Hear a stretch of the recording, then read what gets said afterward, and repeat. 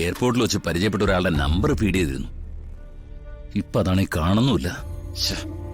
ഒരു അത്യാവശ്യ കാര്യമായിരുന്നു അത്.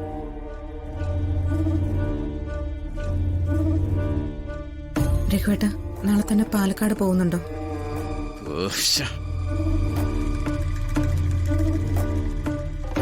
പെട്ടെന്ന് പ്രോപ്പർട്ടി വിൽക്കുന്ന കാര്യമൊക്കെ സംസാരിക്കുമ്പോ ആളുകള് വില താഴ്ത്തി ചോദിക്കും.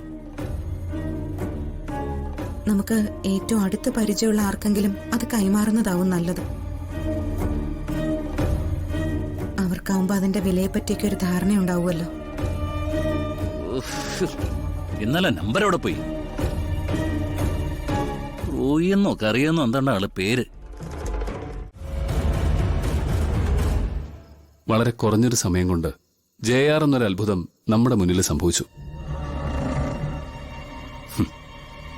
നമ്മളെല്ലാരും ഒരുപോലെ ഞെട്ടിപ്പോയൊരു കാര്യമായിരുന്നു. പക്ഷെ അതിനേക്കാളും ഞെട്ടിക്കുന്നത് രഘുവങ്ങളുടെ മാറ്റമാണ്. അങ്കിളിന്ന് എന്നോടും അമ്മാവനോടും ഒക്കെ ബന്ധങ്ങളെക്കുറിച്ച് സംസാരിച്ചു. ഈ രക്തബന്ധമാണ് ഏറ്റവും വലുതെന്ന്. എടോ, അതിന്റെ സൂചന ഇനിയും മനസ്സിലായില്ലെങ്കിൽ നമ്മൾ മണ്ടന്മാരാ. ഹരി എന്താ ഉദ്ദേശിക്കുന്നത്? എടോ, മനുഷ്യരുടെ കാര്യമാ. എല്ലാരും അവരവരുടെ നേട്ടത്തെക്കുറിച്ച് ചിന്തിക്കൂ. അങ്കിളിനെ സംബന്ധിച്ചിടത്തോളം മകൻ ഇപ്പൊ അതിസമ്പന്നനാണ്, കോടികളുടെ ഉടമയാണ്. നമ്മുടെ കൂടെ കൂടി ഈ ദാരിദ്ര്യത്തിന്റെ ഭാഗമാവുന്ന എന്തിനാണെന്ന് ചിലപ്പോൾ ചിന്തിച്ചിട്ടുണ്ടാവും. അങ്ങനെയൊന്നും ആയിരിക്കില്ല ഹരി. എടോ, ഞാൻ പറയുന്ന സത്യമാണെന്ന് ഇനിയുള്ള ദിവസങ്ങൾ തെളിയിക്കും. സുജാത ആന്റിയോട് സംസാരിക്കുമ്പോൾ താൻ പറയണം, എന്തും നേരിടാൻ തയ്യാറായിരുന്നോളാൻ. കാരണം അവരൊരു പാവ. ഈ ഏറ്റവും വിശ്വസിക്കുന്ന ആളിൽ നിന്നൊരു ചതി സംഭവിക്കുമ്പോഴേ ചിലപ്പോൾ അത് താങ്ങാൻ കഴിഞ്ഞൊന്നും വരില്ല. അവർക്കിടയിലെ വലിയ രഹസ്യങ്ങളൊന്നും ചിലപ്പോ ഉണ്ടാവില്ല. അത്രയും പരസ്പരം സ്നേഹിക്കുന്നവരാ അവര് രണ്ടുപേരും. അമ്മയെ അച്ഛൻ വേദനിപ്പിക്കില്ല.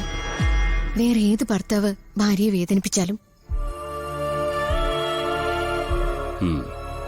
എല്ലാവരുടെയും വിശ്വാസങ്ങളൊക്കെ അതുപോലെ തന്നെ ഇരിക്കട്ടെ. അങ്കിളിനോളം പ്രായം എനിക്കില്ല, അങ്കിളിനോളം ജീവിതാനുഭവങ്ങളും ഇല്ല.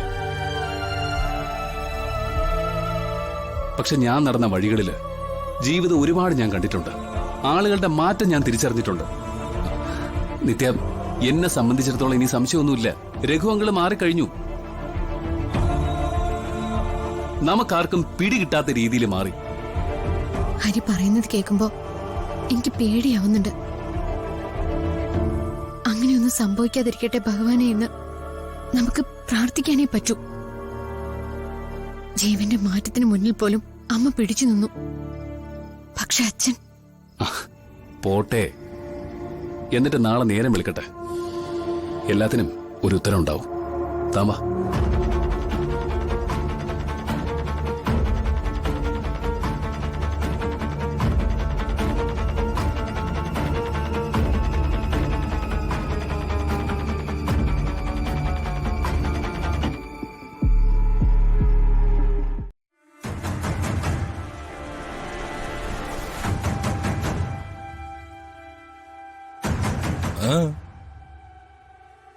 അല്ല, താനെന്താ എന്നെ ഇങ്ങനെ നോക്കുന്നത്? ഞാൻ പറഞ്ഞിരുന്നില്ലേ ജോലിക്ക് പോകുന്നു? ആ പറഞ്ഞു. പക്ഷെ രാവിലെ എഴുന്നേറ്റപ്പോ രഘുവേട്ടൻ ഒന്നും പറയാതിരുന്നതുകൊണ്ട്. നമ്മളെന്ത് കൊച്ചു കുട്ടികളാണോ ഇങ്ങനെ കൂടെ കൂടെ പറയാൻ? അല്ല, രഘുവേട്ടൻ ഈ വേഷത്തില് എന്താ മോശമായി പോയോ? ഇല്ല.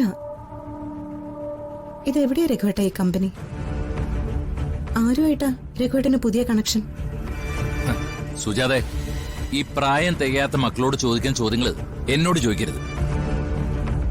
എടോ, എനിക്ക് നല്ലതാണെന്ന് ബോധ്യപ്പെടാത്ത ഒരിടത്തേക്ക് ഞാൻ പോയില്ലെന്നറിയാലോ. ഞാൻ പറഞ്ഞില്ലേ, നമ്മുടെ പ്രശ്നങ്ങൾ മൊത്തത്തിൽ പരിഹരിക്കപ്പെടണം.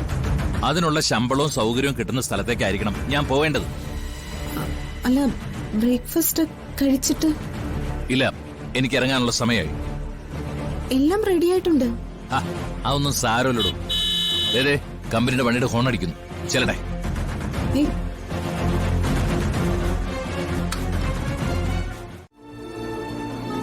കമ്പനിയിൽ നിന്നും വന്ന വണ്ടിയാണെന്നാ പറഞ്ഞത്. അമ്മയോട് പറയാതെ അച്ഛനൊരു കാര്യം ചെയ്യോ? എന്താണെന്ന് അറിഞ്ഞൂടാ മോളെ. ഇന്നലെ രാത്രിയിൽ കിടക്കാൻ നേരത്ത് പോലും ഞാൻ രഘുവേട്ടനോട് കാര്യങ്ങൾ ചോദിച്ചു. എല്ലാത്തിൽ നിന്നും ഒഴിഞ്ഞു മാറുക, എല്ലാത്തിൽ നിന്നും എന്നെ അവഗണിക്കുക.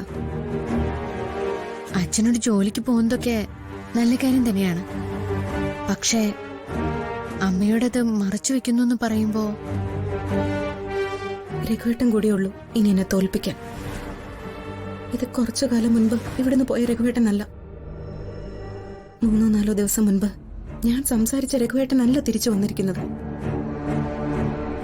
എന്തിനാ മോളെ എന്നെ എല്ലാവരും കൂടി ഇങ്ങനെ ദ്രോഹിക്കുന്നത്? ആരെയും ദ്രോഹിക്കരുത്, ആരെയും ബുദ്ധിമുട്ടിക്കരുതെന്നൊക്കെ കരുതിയതാ. ദൈവത്തിന്റെ സ്ഥാനത്താണ് അച്ഛനെ അമ്മ കാണുന്നത്. എന്നിട്ട്